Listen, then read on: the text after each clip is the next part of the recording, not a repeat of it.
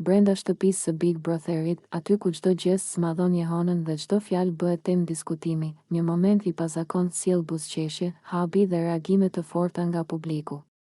Bia, me energjinë e saj provokuese dhe natyrën lozonjare, vendos ta ngacmojë labinotin në një mënyrë që nuk kalon pa u vënë re. Me zë të ëmbël, por plot ironi dhe flirt të hapur, ajo i afrohet dhe i thot me shaka, ta heng dha buzën. Ta hengsha syrin. Fjalët e saj nuk janë thjesht fjalë. Janë thënie që mbajnë brenda një dozë provokimi, një lojë nervash dhe një dëshirë për të testuar reagimin e tij. Bia buzëqesh i afrohet më shumë, luan me mimikat e fytyrës. Sikur po shijon vëmendjen që ka krijuar.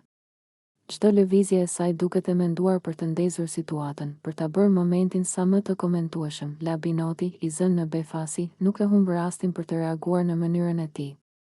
Ai tërhiqet pak, ngre vetullat dhe, me një ton gjysmë serioz e gjysmë ironik, shpërthen, e populli shqiptar.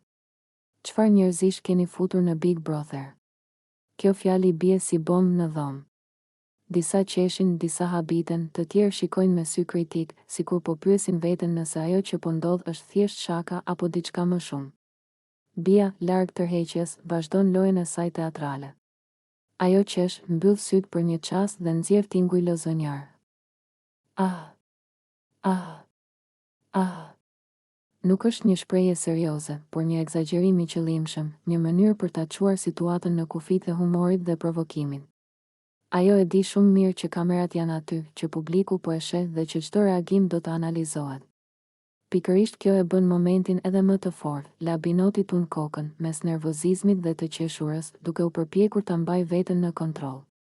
Ai duket sikur dëshiron ta mbyll situatën, por njëkohësisht nuk mund t'i shpëtojë vëmendjes që është krijuar. Të tjerët në shtëpi ndërhyjnë me batuta, duke e kthyer gjithçka në një skenë të gjallë, ku flirtimi, ironia dhe kritika përzihen në një kaos tipik të Big Brotherit. Ky më